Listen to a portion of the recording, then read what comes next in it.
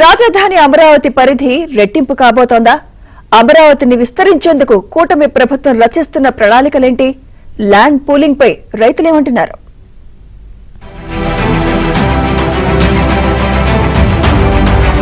AP రాజధాని అమరావతిని తుళ్లూరు, మంగళగిరి, తాడేపల్లి మండలాల్లోని 34,769 ఎకరాల్లో నిర్మించేందుకు ప్రభుత్వం ప్రయత్నాలను ప్రారంభించింది.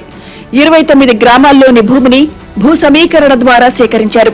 అమరావతిలో కూటమి ప్రభుత్వం అధికారంలోకి వచ్చిన తర్వాత పనులు వేగవంతమయ్యాయి.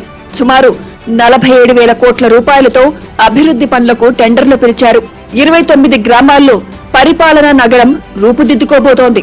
2028 చివరి నాటికి రాజధాని పనులను పూర్తి చేయాలనే ప్రణాళికతో ఏపీ ప్రభుత్వం ముందుకెళ్తోంది.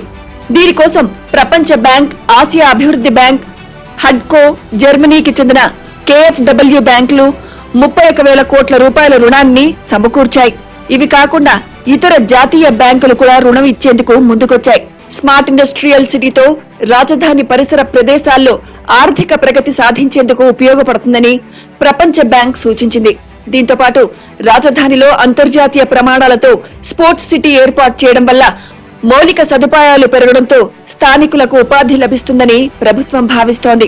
అమరావతి రాజధానికి రైల్వే లైన్ కొరకు భూసేకరణ చేయడానికి రైతులు ముందుకొచ్చి స్వచ్ఛందంగా భూములు ఇస్తున్నారు. రైతుల తరఫున మేము ఆనందం వ్యక్తం చేస్తున్నాము. ఈ విధంగా ప్రభుత్వం మాకు మేలు చేస్తుంది. చంద్రబాబు నాయుడు గారు రాబోయే 500 సంవత్సరాల బృహత్ ప్రణాళికలను దృష్టిలో పెట్టుకుని ఈ ప్రాంతం అభివృద్ధికి సుదీర్ఘమైనటువంటి బలమైనటువంటి ఆకాంక్షతో నిర్మాణాలు జరుపుతున్నారు. అమరావతికి రైలు మార్గాన్ని కేంద్రం మంజూరు చేసింది. ఎర్రపాలెం నుంచి నంబూరు వరకు రైలు మార్గాన్ని ఏర్పాటు చేయడంతో రాజధాని పరిధిలో దాదాపు 800 ఎకరాలను కేంద్రం భూసేకరణ ద్వారా సేకరించాల్సి ఉంటుంది. అమరావతి మండలంలోని వైకుంఠపురం, ఎండ్రాయి, కర్లపూడి గ్రామాలతో పాటు తాడకొండ లాంటి గ్రామాల్లో కూడా భూమిని సేకరించాల్సి ఉంది.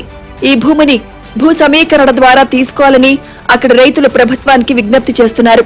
రాజధానిలో ఎయిర్పోర్ట్ ఏర్పాటుకు సంబంధించి airport authority of India dynamics ను చూడాల్సి ఉంటుంది. ఆ తర్వాతే ఎయిర్పోర్ట్ ను ఎక్కడ ఏర్పాటు చేయాల్సి ఉంటుందనే అంశంపై నిర్ణయానికి రావాల్సి ఉంటుంది. తుళ్లూరులోని వడ్డమాను, పెద్దపరిమి, హరిశ్చంద్రపురం, తాడికొండలోని మోతడక లాంటి గ్రామాల్లో కూడా భూ సమీకరణ ద్వారా కొంత భూమిని సేకరించాల్సి ఉంటుందని భావిస్తున్నారు. పెదకూరుపాడు కాన్స్టిట్యున్సీలో అమరావతి మండలంలో వైకుంఠపురం, చావపాడు, ఎండ్రాయి, కర్లపూడి ఇవి కూడా మా కాన్స్టిట్యున్సీలో రావడం కూడా మాకు అదృష్టం. భవిష్యత్తులో రాజధాని ఎంతో అభివృద్ధి చెందడానికి అవకాశం ఏర్పడింది. 4 సంవత్సరాల పీరియడ్ ఉంది. ఈ 4 సంవత్సరాల్లో కూడా కాన్స్టిట్యున్సీకి మంచి భవిష్యత్తు తీసుకొచ్చడానికి ప్రవీణ్ గారు ఎంతో కృషి చేస్తున్నారు. ప్రస్తుతం అమరావతి పరిధిలో ఉన్న 29 గ్రామాల్లో దాదాపు 47,000 కోట్ల రూపాయలతో పిలిచిన టెండర్లకు సంబంధించి అఖిల భారత సర్వీస్ అధికారులు, ప్రజాప్రతినిధులు, 4వ తరగతి ఉద్యోగుల భవనాలను ఈ ఏడాది చివరిలోపు అందుబాటులోకి తీసుకురావాలని ప్రభుత్వం నిర్ణయించింది. రైతులకిచ్చిన రిటర్నబుల్ ప్లాట్లలో మౌలిక సదుపాయాల కల్పన ఏడాదిన్నరలోపు పూర్తి చేయాలని కాంట్రాక్ట్ సంస్థలకు CRDA కాలపరిమితి విధించింది. సచివాలయ టవర్స్, ఇతర భవనాలతో పాటు అసెంబ్లీ, హైకోర్టు లాంటి భవనాలను 3 సంవత్సరాల్లో పూర్తి చేసి తీరాల్సిందేనని, ఇందుకు సంబంధించిన మెన్ అండ్ మెటీరియల్ ను త్వరితగతిన సేకరించి వెంటనే రంగంలోకి దిగాలని కాంట్రాక్ట్ సంస్థలకు మంత్రి నారాయణ ఆదేశించారు.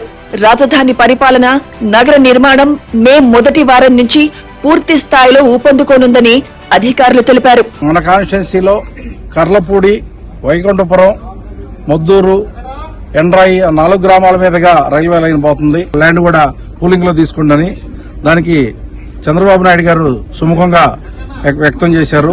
అమరావతికి మరికొన్ని జాతీయ బ్యాంకులు కన్సార్టియంగా ఏర్పడి రుణం ఇచ్చేందుకు ముందుకు వస్తున్నాయని అధికారులు తెలిపారు. మొత్తం 70,000 కోట్ల రూపాయలు రుణం ఇచ్చేందుకు ప్రపంచ బ్యాంకుతో పాటు మిగతా జాతీయ బ్యాంకులు కూడా ముందుకు వచ్చాయని ABN ఆంధ్రజ్యోతితో ఒక ఉన్నతాధికారి చెప్పారు. రాజధానిలోని భూముల విలువ పెరిగిన వెంటనే విక్రయించి బ్యాంకులకు రుణాన్ని చెల్లించే విధంగా రాజధాని నగరాన్ని సెల్ఫ్ ఫైనాన్స్ సిటీగా అభివృద్ధి చేస్తున్నామని తెలిపారు.